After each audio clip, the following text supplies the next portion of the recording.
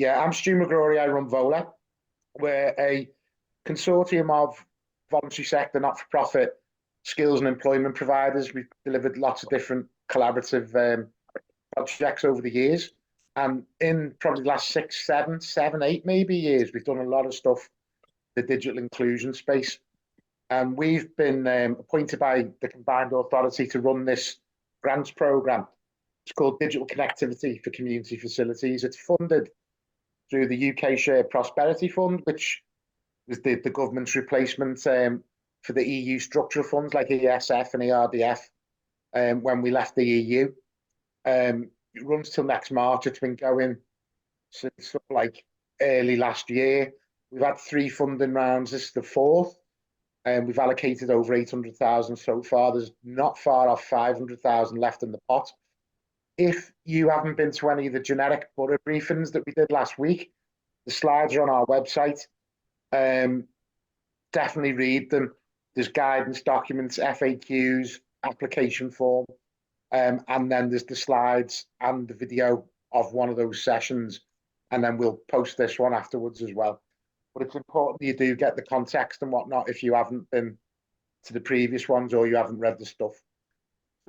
So just a quick note for those, well, that are from St. Helens or the Wirral, and equally for those that aren't from St. Helens and the Wirral.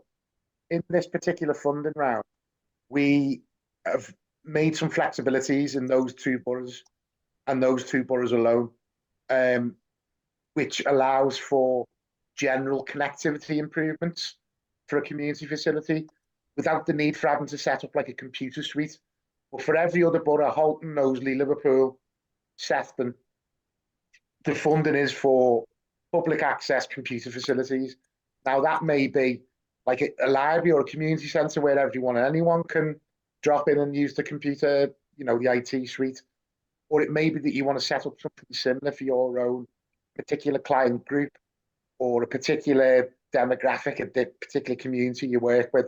So they don't have to be open to everyone and anyone, but in those 4 boroughs, they do have to be facilities for the public to use. In St. Helens and Wirral, we equally still want to fund as many public access facilities as we possibly can, but flexibility to apply for other things. So this workshop supplements the ones we did last week. And Tim from MICT has very kindly agreed again to do this briefing for us. Tim runs an IT company that supports loads of charities and voluntary sector organisations, and he's set up loads of computer access facilities, IT suites for the public, and knows what he's going on about. So this briefing will tell you about some of the things you really need to bear in mind, build into your planning for your application when you set one up. And it's strongly advised that you do take some advice, be it from Tim or anyone else, any other IT support company, to help them work through what it is that you want to do so that you can plan your facility and plan your application and your budget as best as you can. You don't want to leave it until the end and make loads of estimations, because before we'll give you your grant, we need assurance that you have got it planned properly and you've got someone who's technically competent to set it up, and it just drags it out loads back end. You're better doing the hard yards now as part of your application rather than wait until later on. If you don't advise, basically, as Tim will probably give you some anecdotes about, it'll just cause you a massive headache in the long run. So over to Tim, and he'll talk you through all the kinds of do's and don'ts and things to think about. So thanks, Tim. Oh, well, thank you for the introduction. Can you all hear me okay? Yeah, good to hear you okay. I'm really sorry. Just got a quick question. Do you prefer it if we wait till the end to ask questions, or we allowed to interject? I'm more than happy if you want to ask questions throughout the whole presentation. It's easier to be spontaneous, and I can answer them on that particular section we're on. So more than happy for people to just pop in and say, got a question, and ask away. Fine, happy. Right. Okay. Yeah. Right. Oh, let's just whiz through these. This is sort of a list of all the things you've got to think about when setting up a room. What are you trying to achieve? The hidden costs. Most people think that by simply going out and buying, 5 PCs or 5 laptops or 6 tablets, that's all they need to do. That's the only cost they need to incur. There's a lot more to setting up a successful public access solution than just buying the hardware. You have to think out the box slightly. There's purchasing the right hardware. There's your broadband. Broadband is not unlimited. So if you're currently got broadband in your organization and then you decide to stick 5 more PCs on for public access, you may well run into problems if you haven't thought it through. Protection, infrastructure. We're going to go through all these different things. So you've got the full picture of what you're going to do. As Stuart said, by all means, you've got my email address. I can give it later. I'm quite happy, or any IT expert will come out and sit with you and just say, what are you trying to achieve and how do we achieve this? This is my 3rd presentation on this. I got involved because we work very closely with Sefton CBS, and Stuart asked me in, I think, the 2nd round, beginning of the 2nd round, if I could go out and see some people who have already bought their equipment and are having problems with it. And I got to admit, they got themselves into some right messes. For example, we went to one suite. It had been there about 2 months and it was no longer usable. The kids had got in there and they changed the password and no one knew it.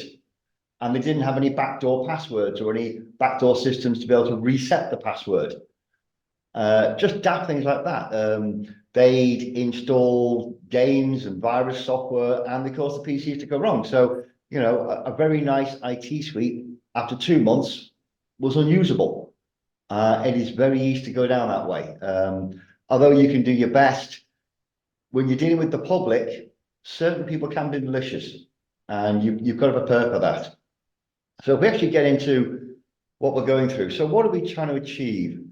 As Stuart said, this could be for your existing clients and services. It could be purely for the public. You also then got to look at what facilities, why would the public come into you? Do you have a coffee bar, or do you have a warm space, or do you have a comfy area you can just sit down so people can engage with the internet? You've got to look at how do you give the access? Are you going to have some sort of booking system or reserve access? Or is it simply going to be a first come, first serve? My recommendation in that situation is to limit the time people can be in front of the computers. Say it's 30-minute slot or an hour slot, or, otherwise people will just come in and they'll just play on it and they'll just be using Facebook and tying up resources somebody else might want to use for just whatever they want to do personally. So again, you've got to think through this. Also, how are you going to control misbehavior? If you see somebody going somewhere where they shouldn't go, accessing websites and things like that, how are you going to approach that person? How are you going to stop that access? How are you going to control that without having a confrontation with them? So again, it's to think through all these different types of things. There's also, I said, other costs. You've got to provide the location of where you're going to. Yes, you could simply have laptops. For example, we had one client and they had some very comfy seats, very comfy settees and things. People could sit down, and they bought some laptops, and the people were using them on the knees and things, not realizing you don't put a laptop on your knee, you'll overheat it. It will get clogged up with fur and hair and all sorts of things, and they will fail. So even if you're going to say, I'm going to have a laptop, have a tray they can put it on, something very simple. You've got to look at, are you going to have a proper IT suite, a room they can go into, or part of a room that's set up with maybe a sort of a kitchen work surface, and you can put PCs there. You've got security and storage. If people want to use your equipment to say, write a CV, where are they going to store it? Because the last thing you really want is them using USB drives, because you've no idea where that pen stick's been beforehand. and it could bring in all sorts of viruses and things if they've been using it from PC to PC to PC. So you might want to look at having a facility where you can say, well, I can create you a free Dropbox or a free Google Drive or something. So those people can save that data there, because you don't want them leaving it on the desktop of the PC for the next person to see it. So again, you've got to think about how these people are going to save files and use their data. You're also looking at the noise and disruption. The last thing you want is to have PCs and webcams on in an open copy bar where everyone can see or hear what the person is talking about. And again, access to mains power and internet provision. You've got to, again, think through that. So you've got to, there's some do's and don'ts on this. You've got to look around, you've got to get 3 quotes. You've got to make sure that everything you're doing is legal. So no installing illegal software. And that's, you can be conned into buying illegal software. For example, I can technically buy a copy of Office for £12. But I know it will be a legal copy.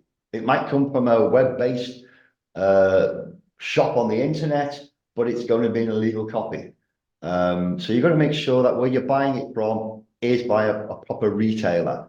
You've also got to make sure that you have enough tech support to set it up so it lasts. You can't fund ongoing tech support.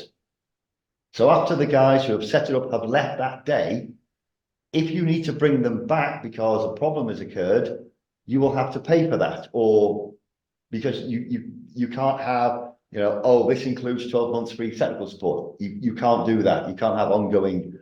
So the system must go in and it must be designed to be resilient and designed to be easily fixable.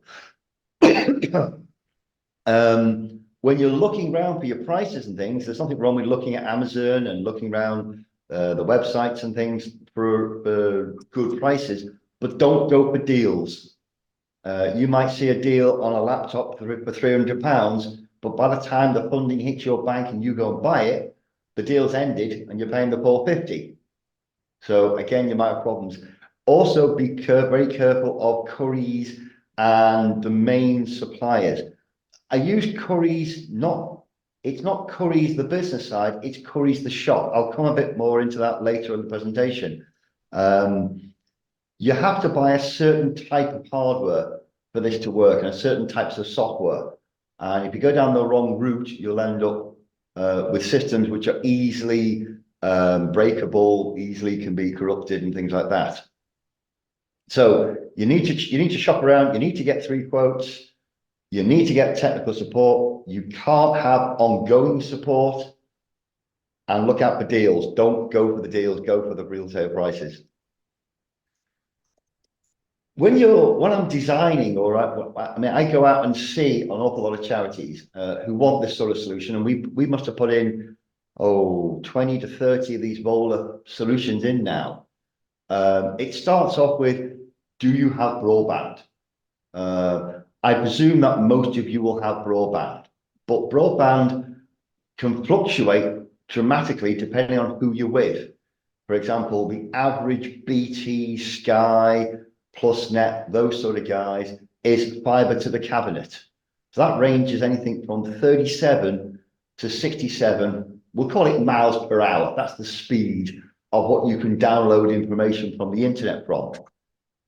If you're on Virgin, then it's really how much you're willing to pay for them. I think the package starts at 100 and goes up to 1,000 miles an hour. So if you ever have the possibility of getting a Virgin system, go for Virgin broadband. It's actually the best value for money. But you've also got to be careful. I mean, for example, I presume most of your charities will already have some sort of broadband. And if you look down the comparison, what I've done here is, for a speed of 10 to 15 miles an hour, will support 2 to 3 devices on normal browsing. And going down the list, so if you had, say, 8 staff, and then you decided to buy a computer suite of 6 devices, you really need a speed of between 60 and 70 download speed for that to work properly. Now, again, two things which are becoming more prevalent in charities. One is using things like VoIP phones. You know, making your phone calls. It's a very, very cheap way of putting phone systems into companies and things. What you're going to be careful of, and we've had this situation where they're saying every afternoon our phones go terrible. They go crackly, they drop the lines, we can't dial out. And you find out, well, isn't that the same time you've opened up your internet suite for the public? And they've used all the bandwidth. So you've got to make sure things like you have what's called quality of service to make sure what you are doing with the broadband isn't impacted by what these public computers will be doing. So quality of service, again, that comes on a specific type of router, a business router that will need that. You've also got to look at the situation of a lot of charities, because Microsoft now gives 365 to charities for free. A lot of charities have moved to Microsoft 365 as a good alternative to get Office and things. It is totally free. If you are paying, just as a footnote, if you are paying for your 365, drop me an email, because you shouldn't be. You should be getting it free. But again, 365 is a cloud-based solution. All your data will be on the internet. All your access will be on the internet. And again, the last thing you need is somebody quite legitimately on a public computer watching a video. It could be about, you know, something they're interested in, or a video of education, and you start having problems getting to your files and saving your files and using your 365. So it's very important that you make sure that your broadband is going to provide not only what you need, but also the public side. And it could be a situation, if you do have slower broadband speed, you might need to get a second line in, or see if you can upgrade your line. And the funding can be used for part of that. We can fund broadband up to 24 months as part of the funding bit. So it's something to maybe to think about. The only other thing is MiFi or mobile Wi-Fi hotspots. You might have heard of those things.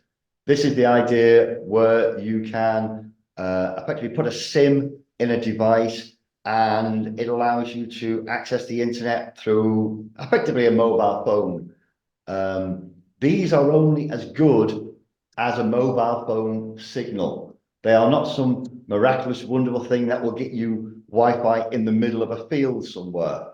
So do be careful. We have one client who couldn't get broadband where they were. So they bought a MiFi device. The problem is they were in the equivalent of a concrete bunker in the middle of a field. And I said, well, can you get a signal on your phone? Oh, no, phones don't work here. I'm saying, so why do you think a MiFi device would work? It's exactly the same technology. They do have the bonuses. And again, I'll be going through a little bit more on the MiFi devices. As a public provider, you do have a duty of care for people using your broadband and your equipment. So you need to make sure that whatever you're doing, you have a web content filter installed. A web content filter is a way of you programming the device to say, I will not allow certain sites to be accessed.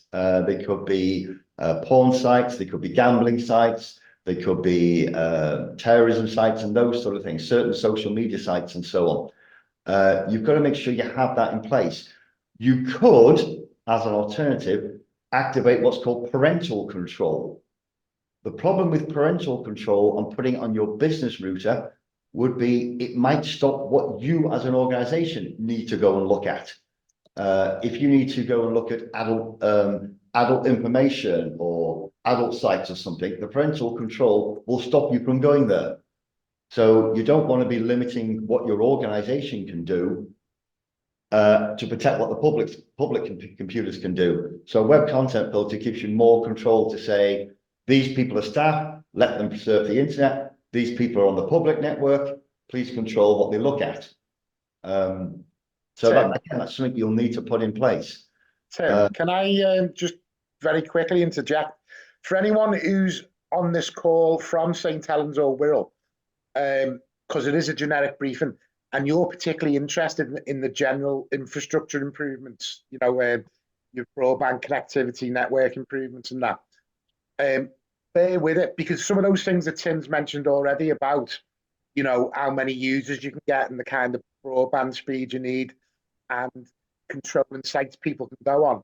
If you intend to set up to improve your broadband and your connectivity and whatever, and you're not going to install, you're not going to put a public access computer suite in, but you are going to allow, for example, your service users to use your Wi-Fi for free. The same still applies. Do you know if they're accessing your Wi-Fi, if everyone's accessing it, it'll blitz it and slow down what you're doing. And you don't want them to be accessing dodgy things while they're in your place. So it is applicable to both styles of funding application. Cheers, Tim. Sure, I was going to cover Wi-Fi now. I mean, one of the biggest sort of misnomers we have is Wi-Fi is not broadband. Wi-Fi is the mechanism to connect you to your broadband. So when people say, "Oh, my broadband's gone down," it could mean the Wi-Fi's gone down. There are two separate solutions. And again, we had a situation where a client that went out, they bought 10 tablets, and they were saying, "We can't connect them to a Wi-Fi." And when I went out on site and looked at them, yes, they had a BT broadband little router in the back end of the building in the little office, and they were about 80 feet, 90 feet away from it through two thick walls, wondering why the Wi-Fi didn't cover the entire building. Again, once you've worked out what broadband provision you need and what security you're going to need, you need to work out if your Wi-Fi is going to be up for it. 90% of the times, we will improve the Wi-Fi by putting a business solution in. Wi-Fi is going to be the lifeblood of any connectivity these days, for laptops, PCs, whatever you're going to use. And you've got to have a solid system. There's two things you want to do. One is you never want to use what's called a Wi-Fi extender. They don't work. They are terrible bits of hardware, and just steer well clear of Wi-Fi extenders. What you're looking for, though, is what's called a unified system. So if you're looking to improve your Wi-Fi coverage, it must be a unified system. That's how the Wi-Fi tracks who's attached to it, who's using it, and it can give you a far better Wi-Fi coverage than simply having Wi-Fi points all over the building. And again, we normally will put proper business solution Wi-Fi in, simply because it just works. You don't have to reboot it every couple of days. It just stays on 24/7, connects. It gives you lots of different levels of security. It gives you lots of different levels of configuration. So you can really fine tune it to what you need to provide for your organization and the public connecting to it. One other footnote, you might be tempted to buy a printer which is Wi-Fi enabled. Don't. Wi-Fi printers in the home are brilliant. Maybe one or two PCs or a laptop or a tablet just kept into your little home network. Wi-Fi printers are great. In this sort of environment, they can be an absolute nightmare. So you're best looking at always trying to cable printers. So if you have a room with, say, 3 or 4 PCs in it, put cabling in, don't connect it to your Wi-Fi. In the same way, connect the printer to the cabling. Again, if you want help or advice on this, I'm more than happy to talk to you on this and work through it. You've also got to ensure that your office PCs and the public PCs that you're providing are not on the same network. The amount of times I walk into any organization and I can pull my phone out, and within about 15 minutes with the apps I have on my phone, I can look at people's C drives, I can look at your data areas. It's very easy to hack a Windows environment, especially on Wi-Fi. So you need to make sure that they are totally separate networks. Again, a unified Wi-Fi system will give you that security. A business router with web content filtering will give you that security. But simply saying, yes, we have broadband, we have one Wi-Fi, can we all log into it, please? You're gonna have problems. Somebody is either going to bring a virus in and you're all going to get hit, or these days it is so easy. I mean, when I was a kid, yeah, we used to hop around networks and see what you could find out. It wasn't malicious, it was just fun to see what we can access. And kids, again, still do it. So make sure the two networks are split. Sorry to interject. Do you mind if I ask a question? Yeah.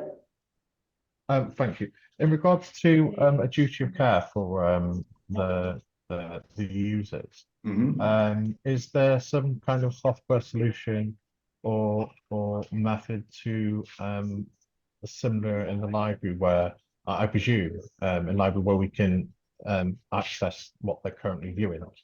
Is that something you'd recommend?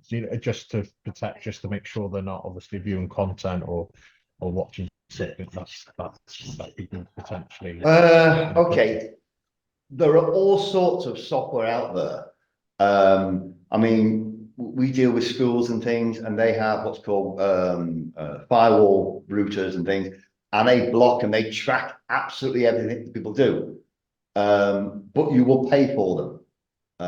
The average going price to monitor what somebody is doing on a computer is about £10 per month per PC. That's the average cost. If you go less than that, it isn't really worth using it because it isn't really going to tell you anything. The best way in that case is to stop them from going there and say, no, I'm not going to allow you to go to these sites. No, I'm going to ban them. Unless you're willing to pay. I mean, there is some amazing software. I mean, we use it internally for our clients. I can tell you exactly when they turned it on, when they logged in, when they went for a coffee, what files they've opened up today, how much work. I can even see the productivity stats of how many keystrokes they're doing in a day and mouse clicks, and it's amazing software, but it costs about a minimum price of about £10 per PC per month. So it gets expensive. It's easier, I would say, to always make sure that the public area you're going to have these things is monitored in some way. So if it's a computer room, leave the door open. Better still, don't have a door on it at all. Make sure so when people are walking past, they can see the screen. The screens can't be moved or hidden to hide what someone's trying to do. If you're using laptops and things, have them in an open area. So people are wandering around, it's less likely people are going to be going places where they shouldn't. You know, being proactive and looking after these things and watching what people do. It's installing cameras in a room is a bit of a grey area because you'll also you'll then fall under the Data Protection Act, and you'll have to pay your £150 a year data protection fee for cameras and things. But it's normally, whenever I go to a computer room, I simply say, remove the door. So it's an open area, or make sure the door is wedged open or something so they can't close it behind them. You know, it's a bit like parents with children. You want to make sure that you sort of keep an eye on what the kids are doing. If you want to know more about monitoring software, I can show you, I can give you some links, I can show you that. There's also responsibility. You can't just randomly monitor somebody. You can only access that data if you think something has happened. That's what the law says. So unless you have good cause, you can't just randomly monitor people. You can put the software on and it will gather all the information, but then to access those reports, you must have good reason to. It's a HR nightmare, that bit, but I can give you some guidance on that. Tim, if I can, I think the point of what you're saying as well before was if you get a web content filtering, a router with web content filtering capability, and that's like a license you'd have to buy, that just blocks dodgy sites. Yes. So you kind of almost don't need to monitor what sites people are going on because it'll block dodgy ones by default. I think a standard web content filter will come with about 500 different categories of what you can block. So you can drill all the way down to it. And it has a simple whitelist, blacklist. So you can say, I'll let these sites go through. So for example, you could say, I want to block anything with adult content in it, but then, oops, I actually want to go to this site, which is adult education, or well, you can then unblock that site by putting it on what's called a whitelist, and your staff can go through that. You can also set those sort of routers to say the web content filter will only apply to the public computers. The rest of the organization doesn't need it, but it still falls under duty of care that you really should have these things in place for your organization. just as if someone comes along and says, well, how did that person see that on one of your PCs?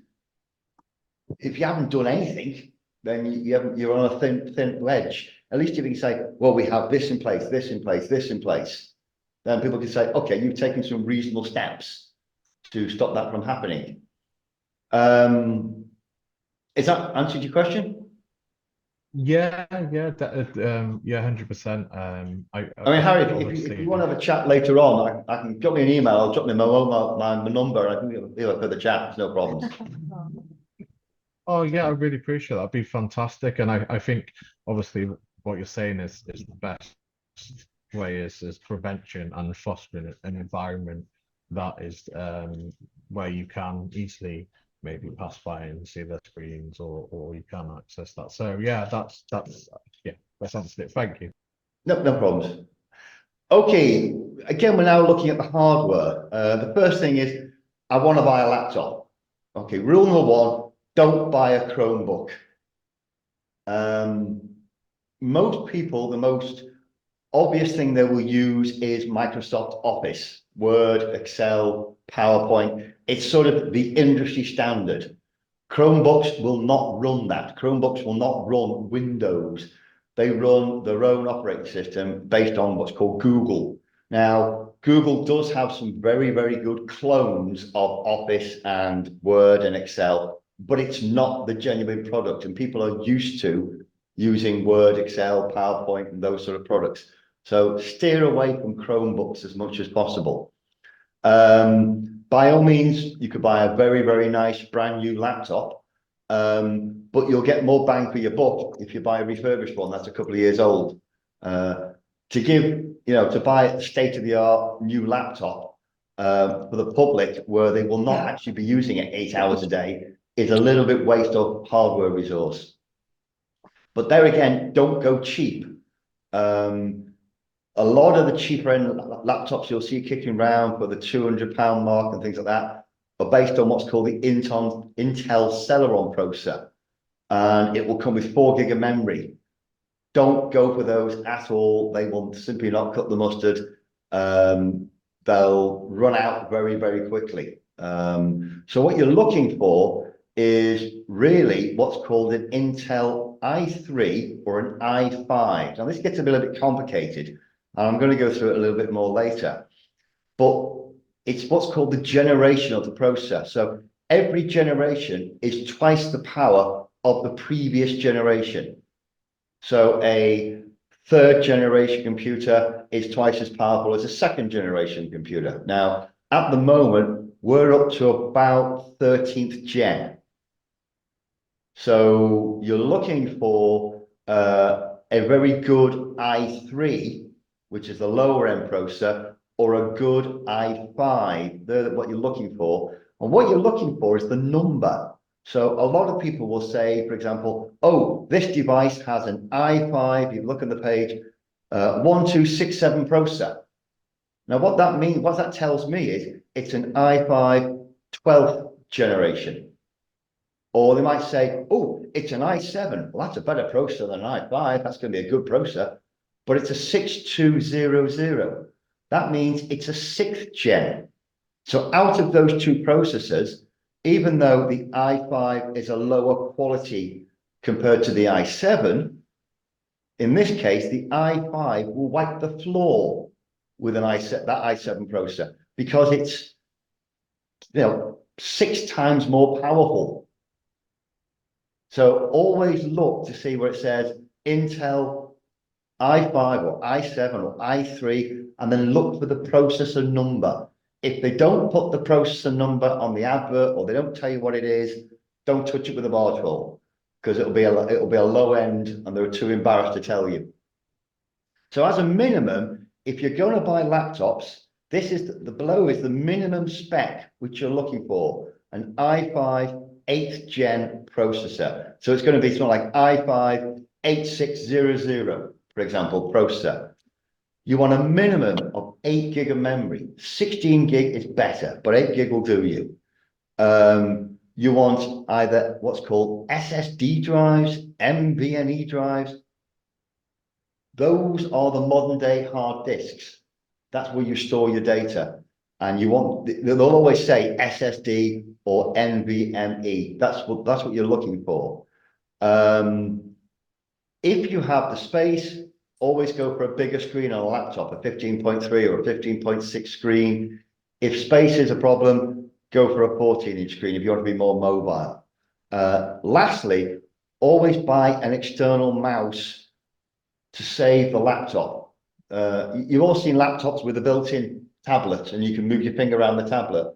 And I've got to admit, the amount of people I've seen whacking the thing to smithereens because they're pressing so hard on the tablet, they can actually break it and then you've got no mouse capability. So always buy an external mouse. It makes it easier for people to use rather than using that little tablet thing. Any questions on buying a laptop? All quiet? Okay. So quiet, Tim, because our heads are on fire. That was a lot to process. Don't mate. worry, I'm going to make it easier. Don't worry. If you're going to buy a desktop, the rules are exactly the same. First of all, I would stay away from all-in-one computers, you know, with the screen and the whole computer's all built into one device, only because if they break, they are very costly to fix. I'd also stay away from things like touchscreens and things, because again, they are very easy to break and they are costly to fix. I've always said before, PCs should always have a cable. They shouldn't be on Wi-Fi. And the size of the PC also matters. I would recommend you're looking for what's called small form factor. That's a PC about the same size as that keyboard, a little bit wider. You don't want a tower that's too bulky. So you're looking for what's called a small form factor. But if you notice, when it comes to the minimum, again, it's an i5 8th gen processor, 88 gig or 16 or 32, but 8 is good enough. And again, an SSD drive or an NVE drive. We'll talk a bit more about that one. And get a good monitor. 22 should be the minimum size monitor you get these days. So 22, 23, 24 is a good size. Don't go anything below 22. You'll find things like Windows and things actually doesn't run properly on anything smaller than a 22-inch monitor. So here's a quick quiz. Now, I went to Amazon and these were all adverts of laptops I pulled off the internet. So the first one is Lenovo. It's a good brand, ideal pad. It's a Windows S, Intel Celeron, blah, blah, blah, Brosa, 4 gig of memory for 115 quid, right? So if I read through this from a technical point of view, very good make or manufacturer. Windows 11, that's a good manufacturer. That's the latest version of Windows, but it's this S at the end of it. This means it's a cut down version of Windows. It's the lightweight version of Windows because the processor is so underpowered, it can't run full Windows. So by the time you bought this and you put Microsoft Office on it and you put antivirus on it and you protected the system, it will run so slow, you could have a cup of coffee before it even loads up. So for 115 quid, don't touch it with a barge pole. Here's another one, Asus, again, pretty good make. Windows 10 Home, Intel i5. If you see, it says i5 11. That's an 11th gen. That's a good size. So on the whole, it's a good PC. The only problem with this advert is it is Windows 10 Home. Home, again, is a cut down version of Windows. It doesn't come with all the security features that a public computer will need. So you should always be looking for really Windows 11 Pro Professional. That gives you all the extra security that you will need to protect a public computer. But again, on the whole, that's a pretty nice computer. We then go to HP, Windows 11 Pro, Intel i5, 12th gen, 16 gig of memory. So to tell you the truth, if I was looking for a PC, a laptop, that would be the one I'd be looking for at £530. The other two, well, instantly that Acer is a Chromebook, so we forget it. And this one, if you look down here, it's Windows 11 Pro, which was what I'm looking for, but it's an i5 6th gen. Now that instantly puts some alarm bells up, because from a technical point of view, I know Windows 11 will not run on a 6th gen processor. So that is an illegal PC. So if I buy that, within the first month, your Windows 11 will say, I'm deactivating and will stop working, because it has to be 8th gen and above to have Windows 11. That's the rule of thumb. So that one is a hooky PC I found on Amazon. Other than that, it's actually not a bad PC. Just to jump in, picking up on Gary's remark before, if anyone is sort of a bit over their head, or you're glazing over a little bit, totally understandable. Point of this workshop is just to open your eyes to things you need to consider. We don't expect everyone to go away and suddenly become an IT specialist, but even if you're looking at things yourself and you refer back to some of these slides and go, oh, well, I don't want one of them. But my advice to everyone is get some professional advice off someone. People will come and talk it through with you. They'll work it up a quote. You can get some other quotes and you go with your best one, but at least you'll be getting the right kind of stuff. As long as you get the right kind of advice off someone who knows what they're going on about. I mean, Hey guys, sorry to put in again, just while you've just put it in. Yeah, no problem. Tim, at the end, can we make appointments for you to come over and be one of our quotes, please? Yeah, no, but I'm more than happy to come out and see anybody. I mean, the important thing is to get the right stuff. Yeah. Well, Gary's supporting me in mine, and we're both burnt out, so we want you. And just to let you know, guys, Building Bridges has now moved into a community space. I don't know if you've got that on the chat to say that I'm not with Building Bridges. It's me, the one that says that I've got my projects in the pub. Right, So okay. He's disappeared now. But I do have a separate room, Tim, like, you're saying you were supervising, and we have actually got someone who's going to support these sessions. Great, that's good. I mean, I'm more than happy to talk. I mean, if you've got my email, I'll give it at the end. By all means, if you've got any questions, or even if you say, hey, Tim, I've seen this on Amazon, or I've seen this in John Lewis, what do you think? Is it a good PC? By all means, I can probably buy back to you. I mean, just the next slide to make it harder. Again, I went to Amazon. Now, these are adverts for exactly the same PC. This is how confusing you can get when buying a PC. A HP EliteJet is a good all-round desktop machine. So this is the sort of thing which you should be putting into your public computer areas if you don't want to use laptops. You want to have a physical area to put PCs on. And these 5 adverts all came from Amazon. And just to give you a quick one, HP EliteJet 800, i7, look at the number, 2nd gen. So, and it's Windows 10S. So again, for those 2 reasons, I'm not going to pay £375 for that one. So that one's out. HP EliteJet, i5, 7th gen, Windows 11.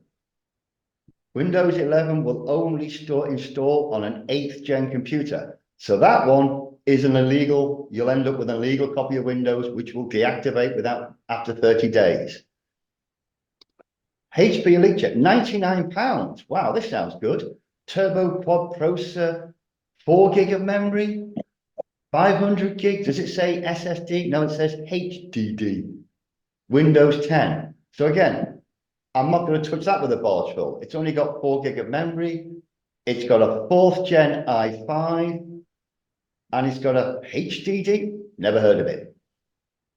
HP Elite i5 Turbo Cop 16 gig, 1 terabyte. Wow, this looks good, 180 quid. But again, they haven't put the processor model on it. They've just put the speed of it, which looks nice. So again, I'm not going to touch that with a barge pole. The only one I would buy is this one, HP Electra i5, 8th gen, 16 gig, Windows 10 Pro. So when you look, so all these adverts, literally, I just went to Amazon, typed in HP Elite Desktop 800, and all those adverts came up. And it ranges from 450 quid down to 99 quid. Now, honestly, which one would you have bought 4 or 5 on? Most probably, maybe that one or maybe that one, because there's no difference. They all look exactly the same PC, same picture, everything. But there is a dramatic difference in the specs. Some are illegal, some just won't work. That is the only one, that sort of spec. That's the advert you're looking for. i5, 8th gen, 16 gig, Windows 10 or 11 Pro. That's the bit you're looking for. I mean, I know that's very complicated. It's all about processors and generators and things like that. But by all means, I'm more than happy if you go out and find stuff and you want me to look it over for you, or you want me to come in and talk through with you. I got no problem. So don't worry. I'm just trying to get across. There's quite a lot to think about than simply turning up at John Lewis or Curry's and saying, I'll have 6 of those, please. You need to think a bit more about it, or at least have somebody who knows about this sort of stuff. The last one is tablets. Quick question, Apple or Android? Apple is a far superior product. It is. It's a very slick, very nice product. The problem with Apples is they are expensive when they break.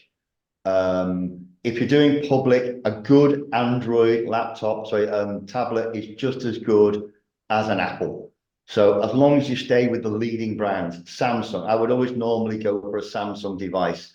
They are just nice devices. They're not quite as good as an Apple. It hasn't got the kudos of an Apple, but you know, they're a nice device to have. Always maybe purchase a keyboard to click onto it. Always get protective covers. You know, those fold out so you can protect the cover on it. And always ensure Find My Device is active. Unfortunately, being a tablet, it is easy for people to misplace them or to accidentally walk away from them and go home with them. So always have the Find My Devices active. So then you can find it where it's gone.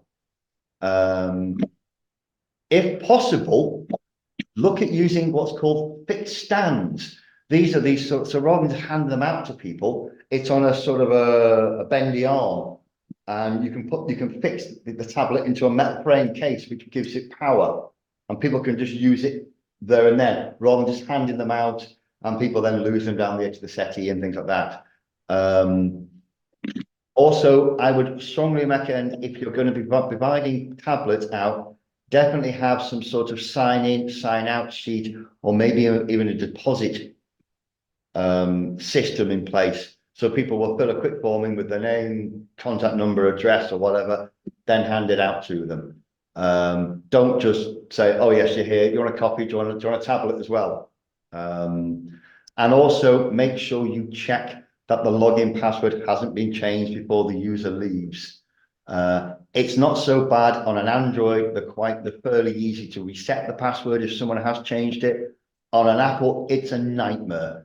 Apple are very, very secure devices, and if someone changes the password, you're into a very long time to convince Apple that it's your device and you want the password reset.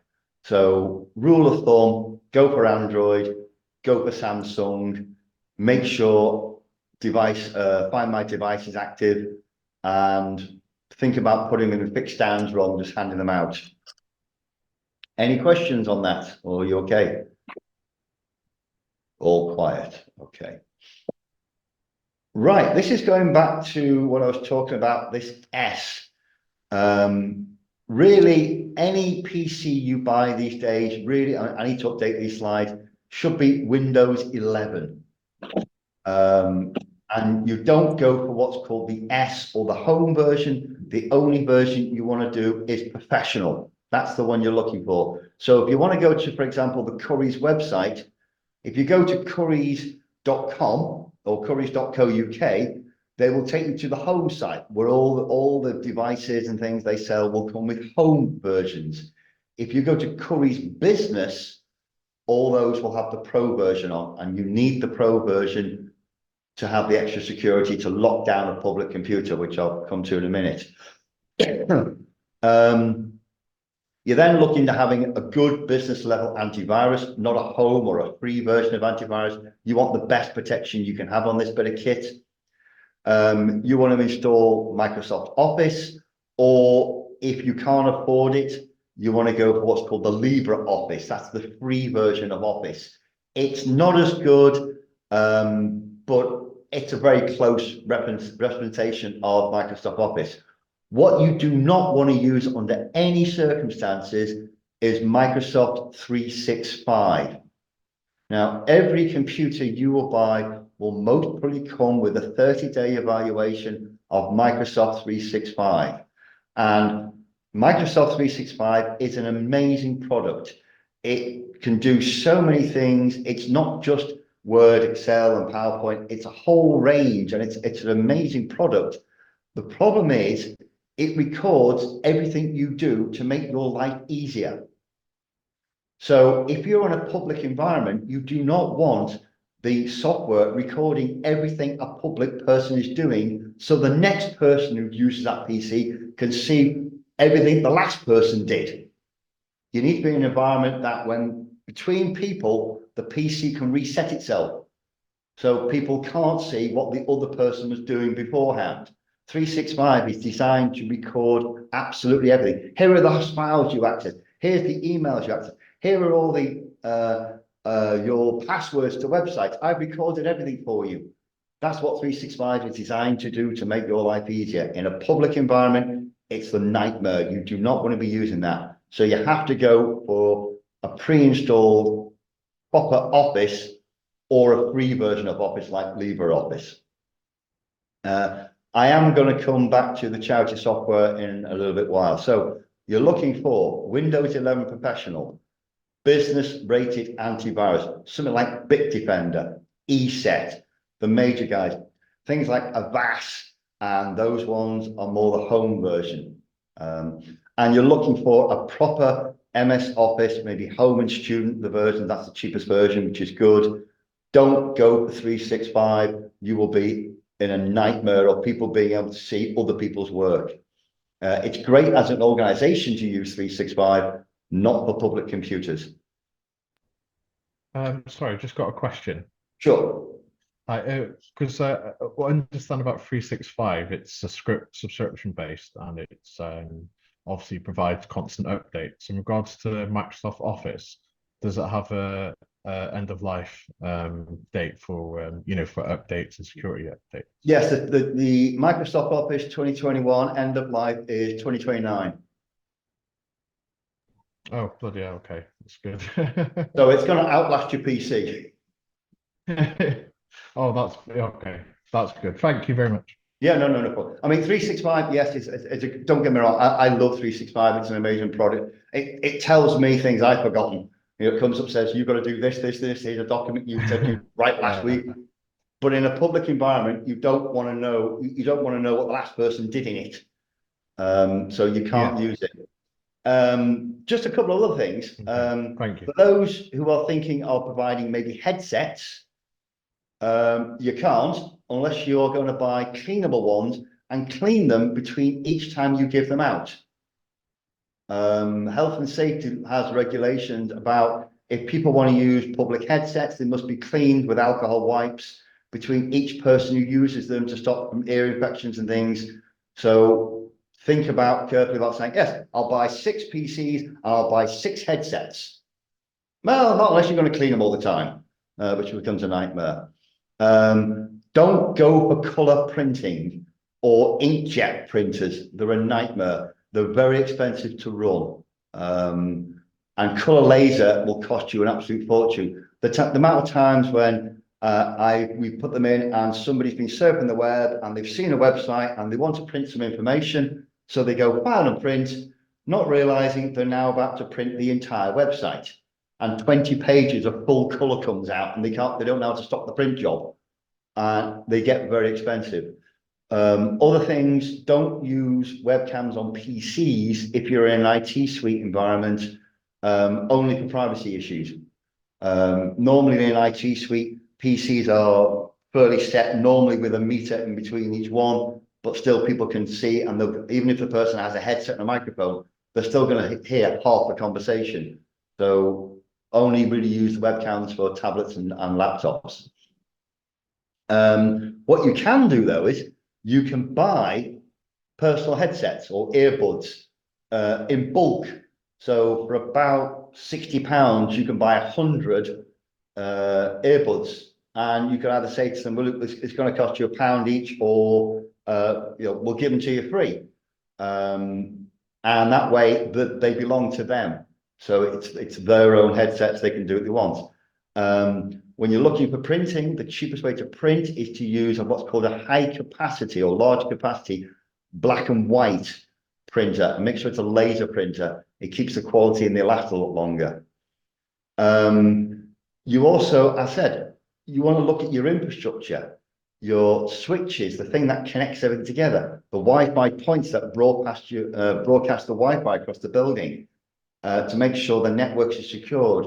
You've got to look at all these things in place. And I said the amount of times we will go to charities and they're doing a really good job with what they have, but this is a possibility of being able to improve their environment for the public. And also they could generally use it as well to a degree, because you're improving the infrastructure. Other things, if you went out and bought 6 laptops, for example, or you bought 6 tablets, there's a logistical nightmare of just making sure they're charged up every night. So think about buying lockable charging cabinets, where each night you can put them in each drawer and you can close it, and overnight it will charge it for you and it's secure. Also think about, if laptops, buy additional laptop power supplies. So you can always keep one power supply in the lockable cabinet and take another power supply out with a laptop if you've got a mobile office or something. One of the other things to be careful is ensure whatever desks you're going to put your PCs and things on, make sure they have cable management. You know, those baskets underneath. You can always, if your desks don't have them, you can very simply buy the baskets that go underneath. And also make sure you have the correct spacing of chairs. It's amazing how many rooms I'll go in, and one chair always seems to be in front of the door. So every time someone opens the door, it bangs into that chair. So again, just think about the layout of how you're going to do this. You don't need a lot of space for a PC on a kitchen table sort of environment, but you do to make sure you get the spacing. One other thing, just a little thing, if you're going to have an IT suite, don't put comfy chairs in it. Use stools. They're comfy enough to sit on for half an hour or so, but not comfy enough to sit there and just twiddle your thumbs and surf the internet. And it's amazing. I watched a video on this, and people went, if they knew they were going to sit on a stool, they went in, did what they needed and left. The people that sat on comfy chairs stuck around and just aimlessly surfed the internet more. And the idea of this is to provide internet provision for people to be able to get to the government websites, to get to the doctor's appointments and those sort of things. Also, a stool takes an awful lot less footage than a chair does. So you can cram more PCs into a smaller room by using stools rather than big chairs like I'm sitting on. Okay, right. Bit more technical side. You've also got to figure into your costings the technical time to set this thing up. You know, so we've made sure that the broadband is good enough. We've made sure it's got what's called a web content filter. We've made sure that the Wi-Fi and the cabling and everything else and the infrastructure is all there. It's all going to work. What we have to do now is to make sure that the PCs and the laptops are actually going to survive public usage. And the amount of times I've gone and what's happened is I've looked at a PC and it has one user account. It just says, please log in, and you put the password in.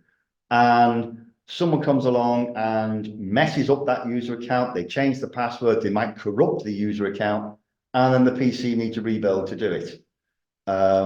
So what we suggest is every computer or laptop should have 4 user accounts. Now, the first one, for example, is called kiosk mode. We call it public. And what that does is when you log in as a public user, it simply gives you a browser. That's it, nothing else. No windows, no office icons, no toolbar. It simply says there is a web browser.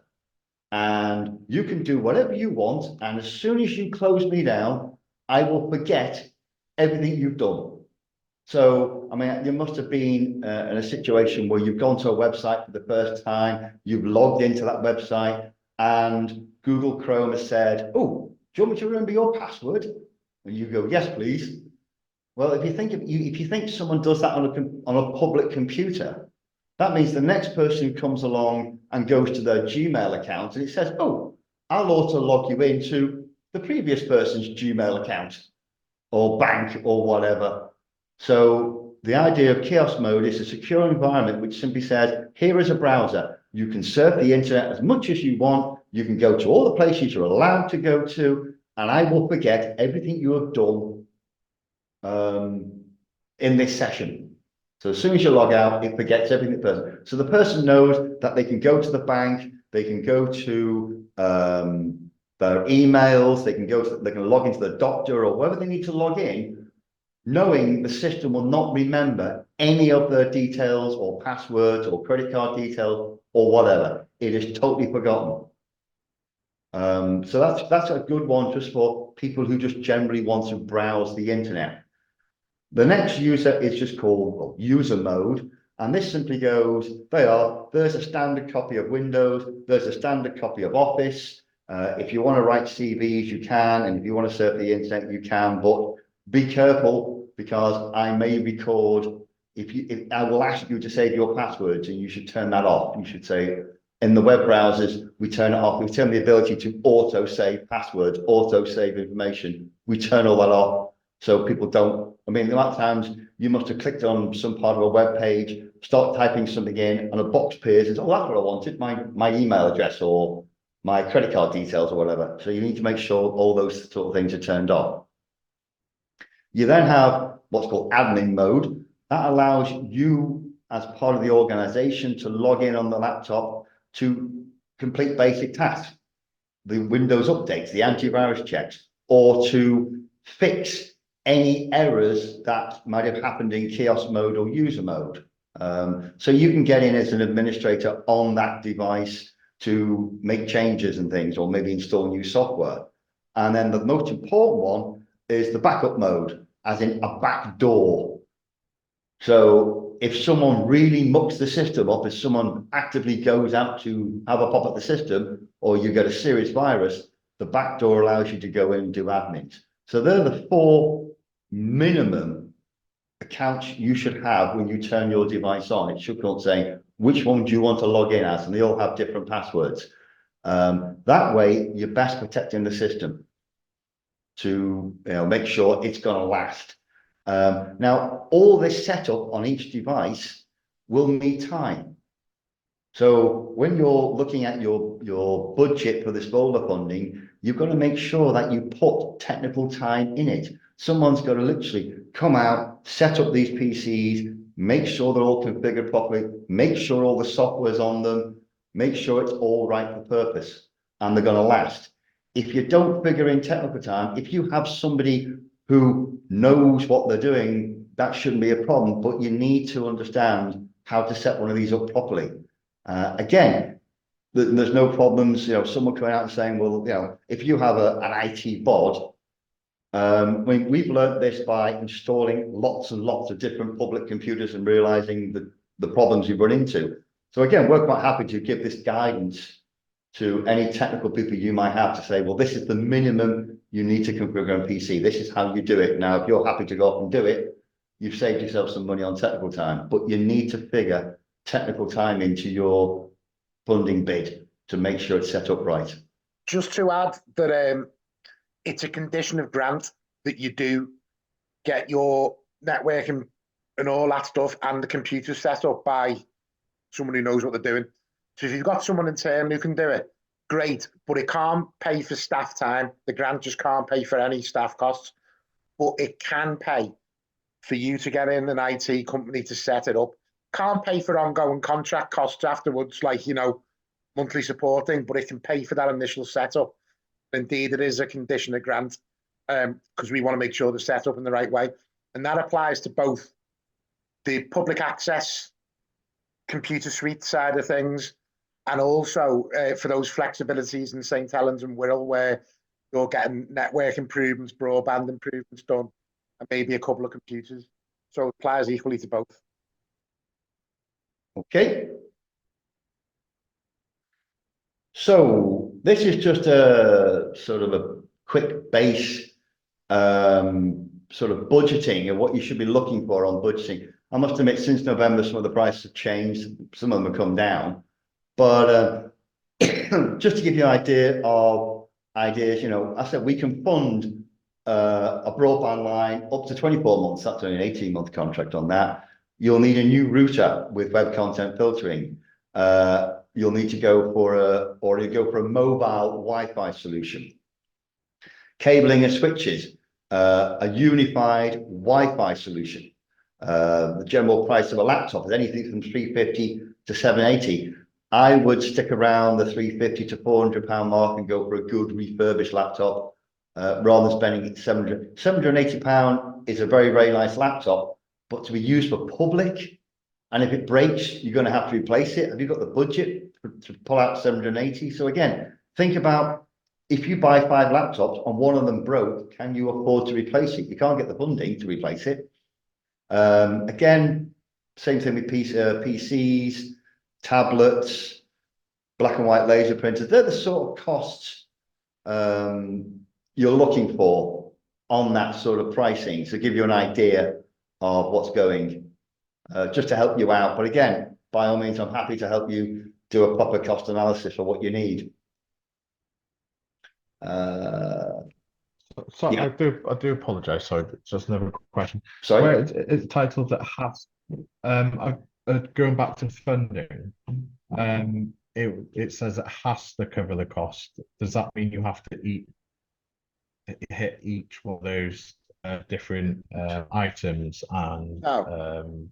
technical? You get what's appropriate Yeah. for you. You might want 3 PCs, you might want 8 laptops, whatever's right, but then just make sure you get the other things you need to make it work. So you will need, unless you've got an absolutely fantastic network already set up with brilliant Wi-Fi and, you know, web content, you know what I mean? If you haven't got the stuff, these are the things you need to be thinking about to make sure it's decent, durable, you know, quick enough, safe, secure, not going to cause you a big headache or cost you loads of money in the long run. So is that conditional? Is that conditional? It has to cover those bases. It has to be externally sort of audited or assessed. That it has to meet a certain criteria. That not at all. But you'll explain in your application, this is what I want to buy, and then there's 2 questions. There's one that's fitness for purpose and value for money.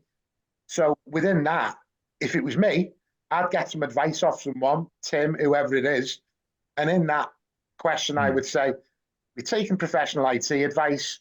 The room we're going to use is fairly small and it's multi-purpose, so we can't use PCs, so we need laptops and tablets. We've got good brand, we've got, you know, quick computers, we're getting the network sorted out, we're getting a new broadband line put in. It works for us, and we've taken advice on that. Value for money, I've got 3 quotes, so I know I'm getting a good price. And then in the need section, then you want to be saying, well, you know, why do you need it? Well, because all of our service users have said that they'd like to be able to access the computers. There's not a lot around there. If you didn't come to the previous, you may have done briefing sessions we did last week. Did you come to one of those? I think my manager did, but I've not. Okay, yeah. The slides are online and there's a recording. So that just talks you through kind of answering the questions. This is really the techie, geeky stuff. And like what I'd say is get advice, because it's complicated, isn't it? Yeah. But the whole point of the exercise is to make you realise it's so much more than going to Curry's and getting 8 rubbish laptops and then trying to wire it up to some crazy network that's been added on and added on for years, which, believe me, we've had, particularly in the first round, before we realized people didn't kind of take on board our advice always. But then when we went out to see them, they'd come up with some pretty poor solutions, you know, and then we've had to try and help them fix those. So what we're trying to do is get as many people who apply this time, well, everyone really, to make sure they do it right from the start. Yeah. Fantastic. Cheers, guys. I appreciate it. No problems. Well, we're nearly at the end. We're nearly at the end anyway. Thank you. Okay.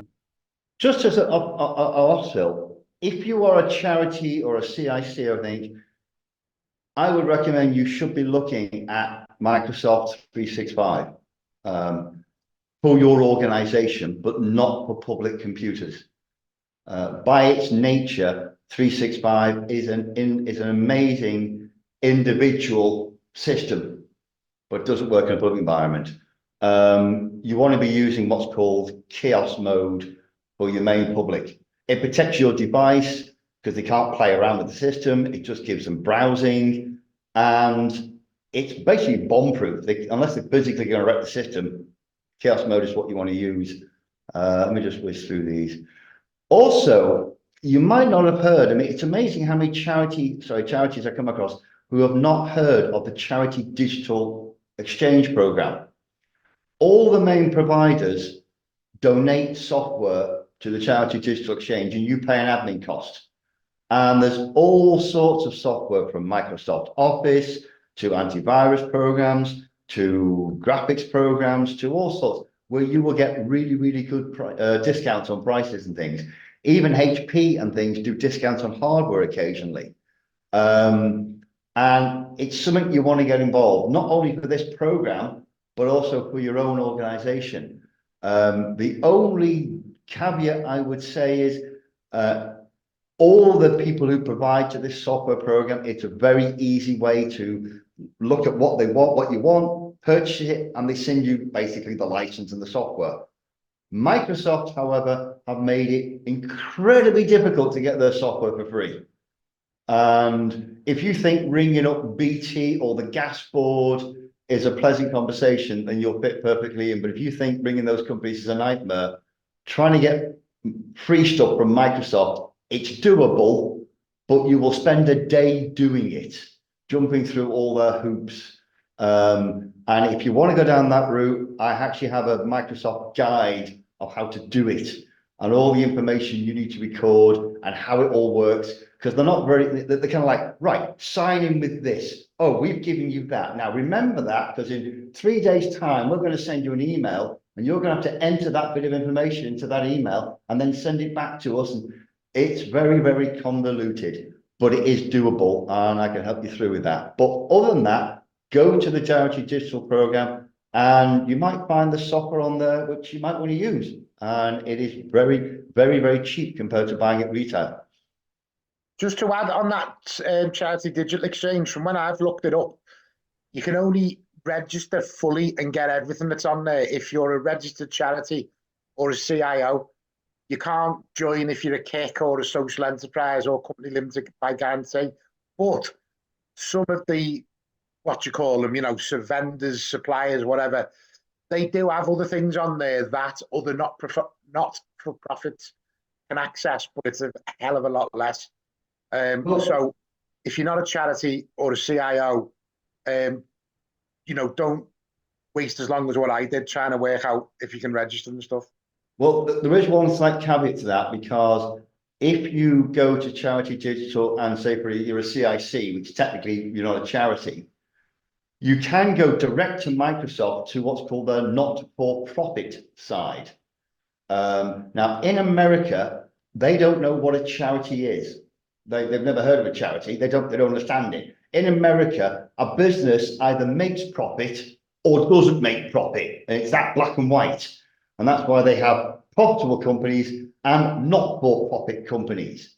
And you can still qualify for the Microsoft stuff by going directly to the state side and saying, we are a not-for-profit organization. You just have to convince them. Now, they understand educational is not for profit, unless you're a university and then you are for profit. So, but again, if you want help, I can help you through that. But we've had a lot of not-for-profit organizations actually qualify for Microsoft by going straight to the state side, where they don't understand the word charity or social enterprise or all the different definitions that we have in this country. Are you a not-for-profit? What do you do? Yes, you are. Okay, have the software. Here's some crazy things. Your legal responsibilities. For example, if you provide public Wi-Fi, if you don't put a password on it, then you have no legal responsibility.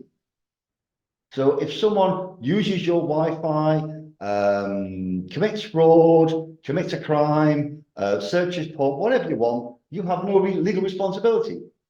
If you do put a password on your public Wi-Fi, then you are legally responsible for what they do.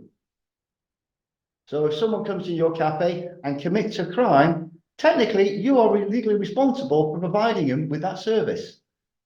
And you can be caught up in it. So you want to think about that one. You also want to make sure that you have very strong terms and conditions on Wi-Fi usage. It's amazing how many people say you give up free broadband. Yes. What's your terms and conditions? We haven't got any. Oh, you've got to have them. Even if you just go to McDonald's free Wi-Fi and pull down their terms and conditions and change the name of the thing, make sure you have terms and conditions that people, by signing up to our Wi-Fi, you follow our terms and conditions. You must have them.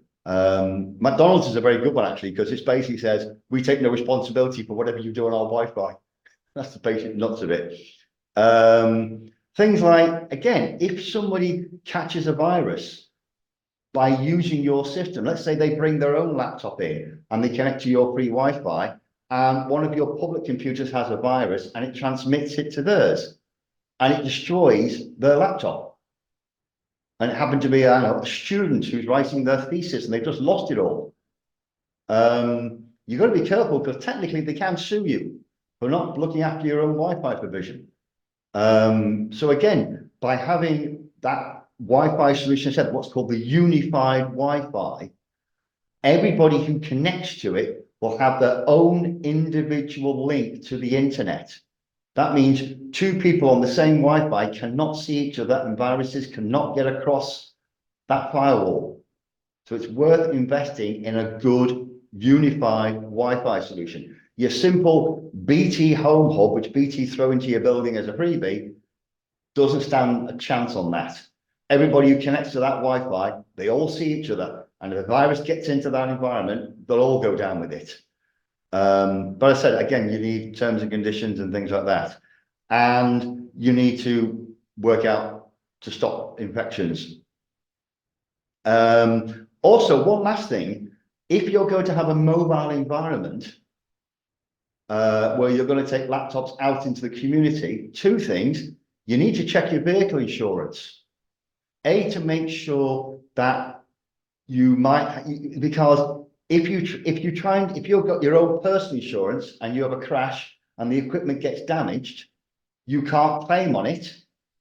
And secondly, the police can actually do you because you're transferring business equipment on a personal insurance, which is against the law. A lot of people don't know that one. I mean, I don't know if you've ever been stopped recently. The police always say, oh, where are you going? Because they're trying to catch you out saying, are you on a business trip here when you've only got personal insurance? So if you're transporting these laptops or these tablets around from site to site, you must have business car insurance. You cannot do it on your personal insurance. It won't be covered by the insurance, and technically you're doing a business trip, and therefore you're not technically insured. So be careful of that one. Right, that's really the end of it.